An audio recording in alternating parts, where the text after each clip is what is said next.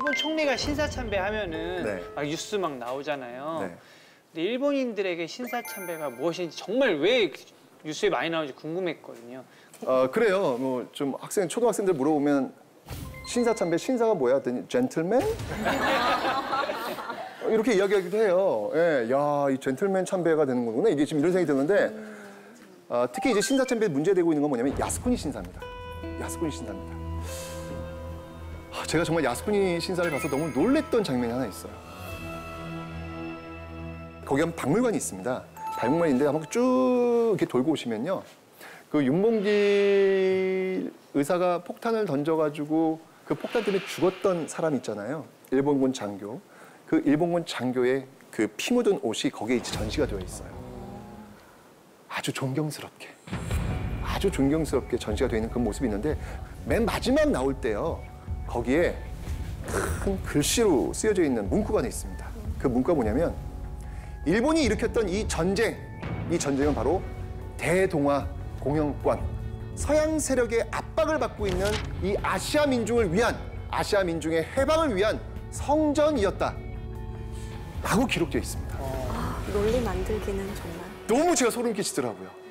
그리고 그 문장들을 일본 사람들이 너무 열심히 봐요. 너무 열심히 봐요. 그 야스쿠니 신사에 들어올 때 그들이 절하면서 참배하면서 들어오면서 맨 마지막에 박물관에서 그 문구를 읽고 나갔을 때 과연 그들은 어떤 생각을 가지고 일제시대를 바라볼까라는 그런 생각이 들더군요. 그 야스쿠니 신사라고 하는 곳은 바로 그 일본의 전범들을 모셔둔 곳이에요. 거기에 참배한다는 얘기는 뭐냐면 쉽게 얘기하면 우리는 전쟁 범죄자가 아니라는 것이죠. 거긴 전쟁 범죄자가 있는 곳이기 때문에 가서는 안 되는 것입니다. 그것이 바로 과거를 직시하는 일본 정부의 저는 올바른 자세다라는 생각이 드는데 그걸 안 하고 있는 것이죠. 그것은 또 다른 갈등을 낳을 소지가 있다. 일본 정부 요인들은 야스쿠니 신사 참배는 하지 말아주셨으면 좋겠습니다. 주변국들에게 너무나도 많은 상처를 주기 때문입니다. 안동님 만세! 안동님 만세! 역사 속 거인이었습니다. 숨겨져 있는 또 다른 아픈 기억의 역사가 있습니다. 이들을 한번 만나보자고요. 이뿐만 아니라 바로 이 강제징용의 역사도 있습니다. 국가 총동원입니다. 지금 인정사정 볼 것 없이 다 동원해가지고 전쟁을 수행해야 되는 그런 상황이었죠. 무자비하게 끌고 가는 어떤 그런 모습들이 보여지는데요. 이게 바로 군함도의 모습입니다.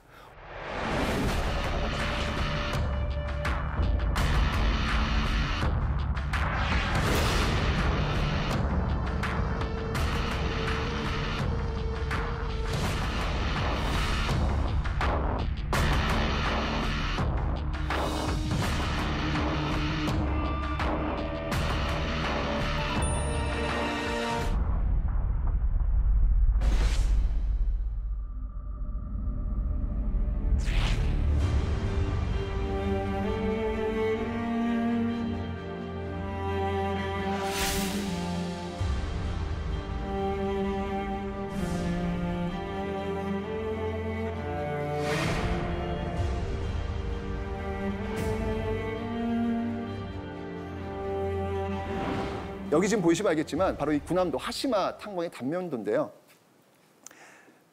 이게 지금 몇 미터 정도로 내려가는지 아세요? 이게 지하 1000m까지 내려가야 됩니다. 지하 1000m 상상이 가세요? 왜냐하면 이게 내려가면 내려갈수록 석탄의 질이 더 좋아요. 더 좋기 때문에 계속 그래서 내려가는 거예요. 지금 저 각도가 어떻습니까? 거의 지금 45도 더 이상이잖아요. 60도에 60도.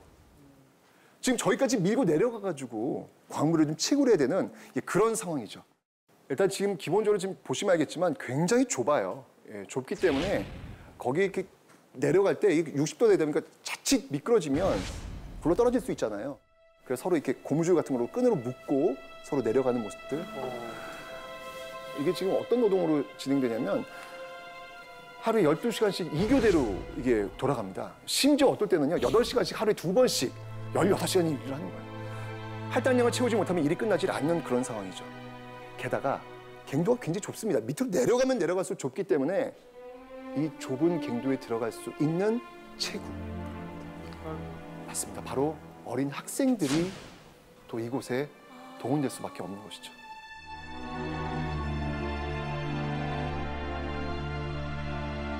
위안부를 통해서 그 어린 소녀들이 또 가고 있는 모습들도 우리는 기억하고 있지만 바로 이 강제징용의 모습을 통해서 어린 학생들이 또 이렇게 동원되는 그런 모습도 여기에 있다는 사실입니다. 이 내부는요 이미 바닷속으로 들어온 거예요. 그죠? 예, 섬이고 이 주위는 거의 바닷속으로 들어온 거기 때문에 이 바닷물이 계속 들어와요.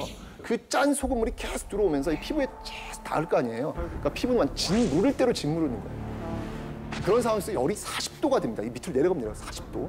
그 40도 되는 상황 속에서 가스가 장난이 아니죠. 게다가 화장실 잘 돼 있겠습니까? 안 돼 있죠. 그냥 그 분비물 냄새와 그 가스가 엉겨져 있는 그 모습들 정말 말 그대로 막장.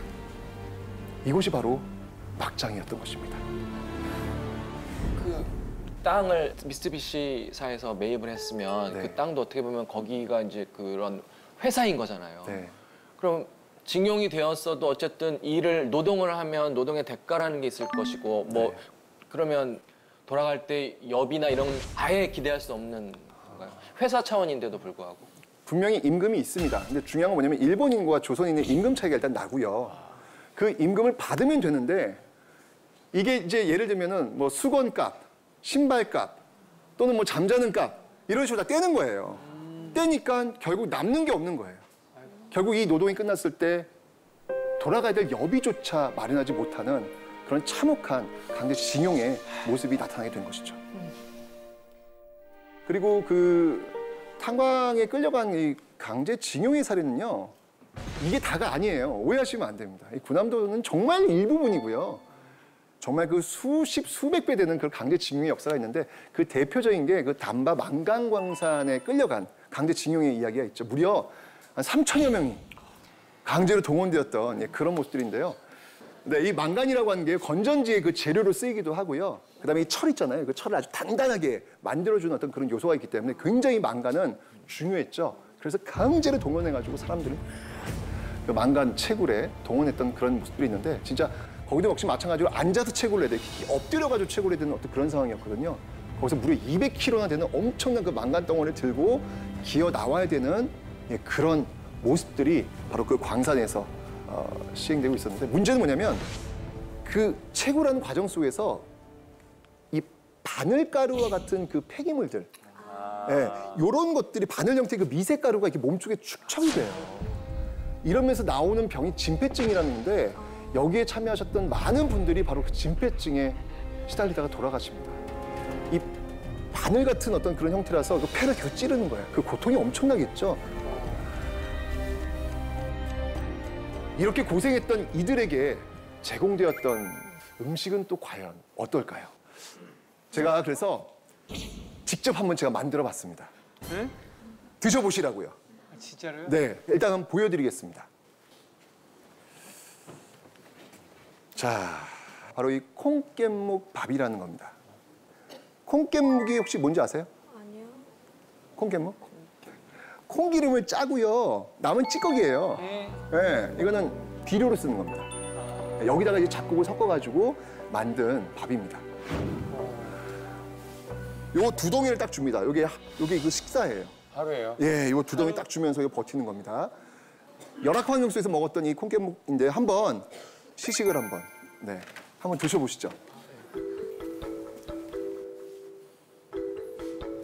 자, 한번 드셔보시죠. 네, 한번 드셔보세요, 한번. 아. 와, 이런 거 그래도 같아요. 이게 콩깨가 아니라 그래도 참깨로 대체를 한 거예요, 그래도요. 이게 네. 무슨 놀이터 모래에다가 잠깐 떨어뜨린 거 아유 아까워하고 주워 먹는 엄청 그런 맛이에요. 쓰고 뭐 이렇게 모래 씹는 것처럼 뭐가 씹히고 실제 그 당시 그 강제징용 왔던 그런 분들이 드셨던 그런 음식입니다. 이걸 먹고 있을 때 심정이 어떨까를 좀 느껴봤는데 이건 정말 먹어야 하니까 이걸 먹지 않으면 그냥 죽음밖에는 선택할 수 있는 선택의 여건이 없잖아요. 그 심정이 얼마나 고통스럽고 힘들었을까라는 생각이 들더라고요. 만약에 홍인규 씨, 네. 홍인규 씨라면 이 섬에서 이런 상황이라면 네. 어떻게 하시겠어요? 저는 못 버티고 바다로 뛰어내려요. 바다에 뛰어내리면 뭐가 있을까요? 그래도 저기보단 낫지 않을까라는 생각. 뛰어내렸어요. 실제로 이런 분들이 계셨어요. 너무 살기가 어려웠던 거예요. 그래서 군함도에서 죽으나 그냥 바다에 빠져 죽으나 죽는 건 매한가지 아니냐. 도저히 못 살겠다라고 해서 탈출을 시도했던 분들이 계셨는데요. 대부분이 익사하시게 됩니다. 기적적으로 뭐 이렇게 뗏목이나 뭐 걸치고 기적적으로 육지에 닿았다고 해도 거긴 어디예요? 일본. 일본이죠. 일본에게 결국 또 잡혀가지고 거기서 모진 고문을 당하는 그런 모습들도 있었죠. 근데 중요한 건 뭐냐면 일본인들이 군함도의 이야기를 너무 자랑스럽게 이야기를 하고 있습니다. 그런데 그 자랑스러운 그 역사 속에 담겨져 있는 또 다른 그 인권 유린의 어떤 현장 이야기는 하지 않고 있다는 사실. 선생님, 근데 네. 제가 궁금한 게 있는데요. 군함도를 유네스코에 등재를 시키면 일본도 알았을 거 아니에요. 우리의 자랑스러운 면도 있지만 또 우리의 부끄러운 면도 분명히 나올 거라는 걸 예상했을 텐데 왜 유네스코에 굳이 등재시키려고 애썼을까요? 일단 그래서 네. 등재를 할 때 이름이 뭐냐면 딱 시대를 한정시켜요. 메이지 시대의 산업혁명 유산. 그리고 이제 이렇게 딱 한정 지어서 이게 유네스코 유산에 올라가면 엄청난 경제적 부를 창출시킬 수 있잖아요. 일단 이 군함도는요, 한번 좀 보고 싶더라고요. 저도. 왜냐면 배를 타고 가니까 너무 놀라워요. 아니 어떻게 저렇게 인공섬이 진짜 군함의 모습처럼 있을까? 섬뜩한 그런 느낌? 이런 게 든다는 이야기죠. 엄청나게 많은 관광객들을 유입할 수가 있다는 거. 실제로 1년에 이곳을 방문하는 방문객 수만 7만 명이 넘습니다. 그러니까 엄청난 경제 부를 창출시킬 수 있기 때문에 일본은 어떤 일이 있더라도 이것을 유네스코 세계유산에 등재시키려고 했던 것이죠. 제가 그래서 실제로 가서 한번 여쭤봤어요. 이 군함도에 대해서 어떤 생각을 가지고 계시냐라고 여쭤봤더니 그 일본 분이 그렇게 얘기하시더라고요. 이곳이야말로 우리 현재의 자랑스러운 모습들의 출발점이 되는 그런 곳입니다. 너무 자랑스럽습니다. 라는 이야기를 하시더라고요. 거기 역사 교육 새로 해야 되겠어요. 딱 거기까지더라고요. 왜요? 그렇게밖에 얘기를 안 들었으니까. 딱 거기까지밖에 이야기하지 않는 모습을 보면서 너무 가슴이 아팠습니다. 네.